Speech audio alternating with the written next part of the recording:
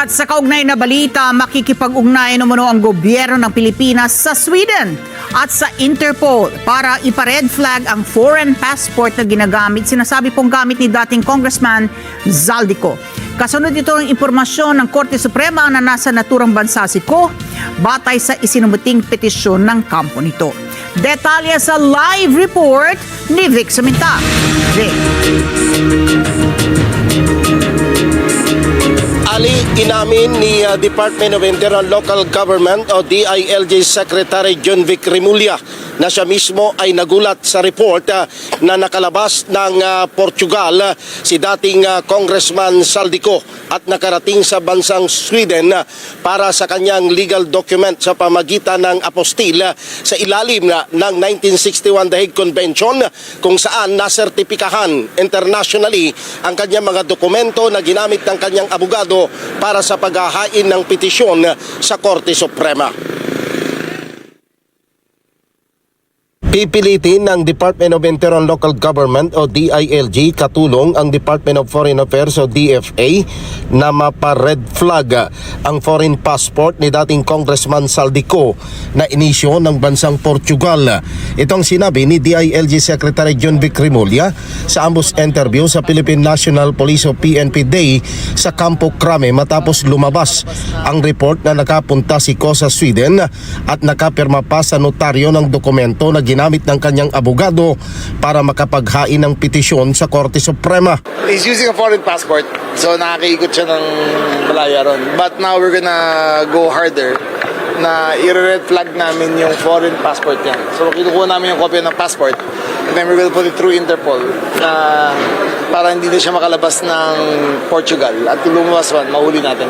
Aminado si Remulla na nahihirapan ang pamahalang Pilipinas na mahuli at mapabalik ng bansa si Ko dahil sa kawalan ng extradition treaty sa pagitan ng Pilipinas at Portugal.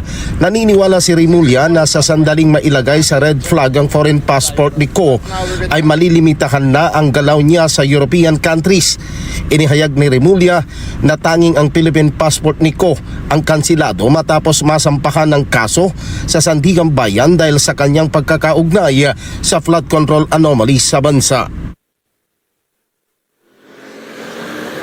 Ali, inihayag ni Secretary Remulla na nagkakaroon na ng pakikipag-ugnayan ang DILG sa Department of Foreign Affairs o DFA para gamitin ang lahat ng tinatawag na diplomatic avenue para mapakansila o kaya ay mapa-red flag ang foreign passport ng dating mambabatas at ito ay malimitahan ang kanyang pagkilos hanggang sa ito ay masakote at mapabalik dito sa ating bansa at papanagutin sa mga kontrobersiya o kaso na kanyang kinakaharap kaugnay ng maanumalyang flood control projects ng pamahalaan.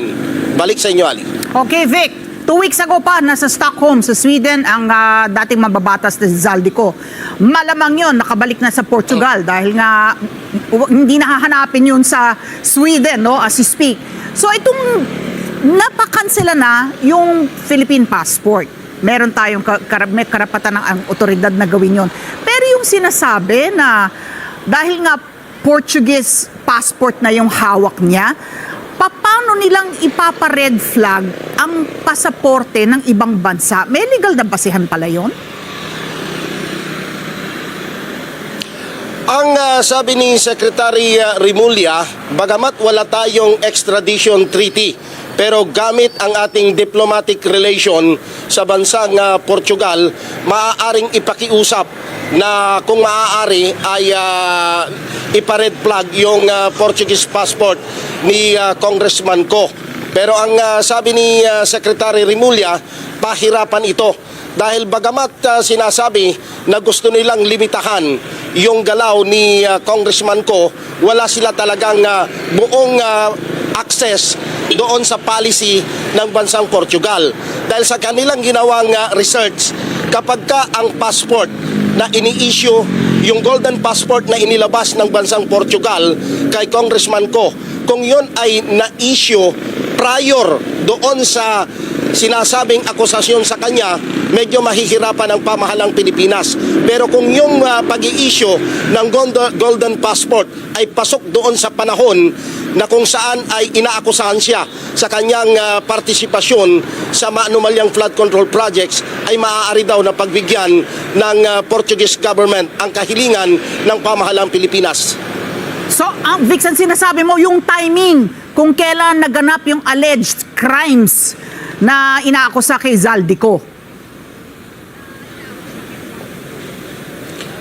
Tama, Ali, kasi ang suspecha ni Secretary Rimulya, 10 years na nakuha na ni Zaldico yung kanyang golden passport.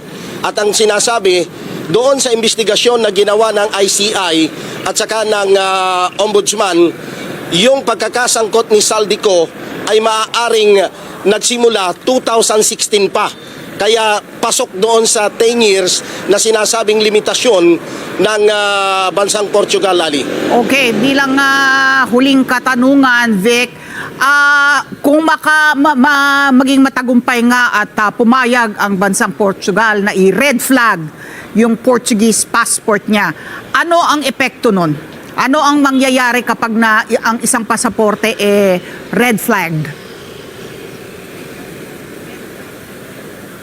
Pagka red flag na, Ali, ang sinasabi, hindi na pwedeng gamitin ni Congressman Zaldico.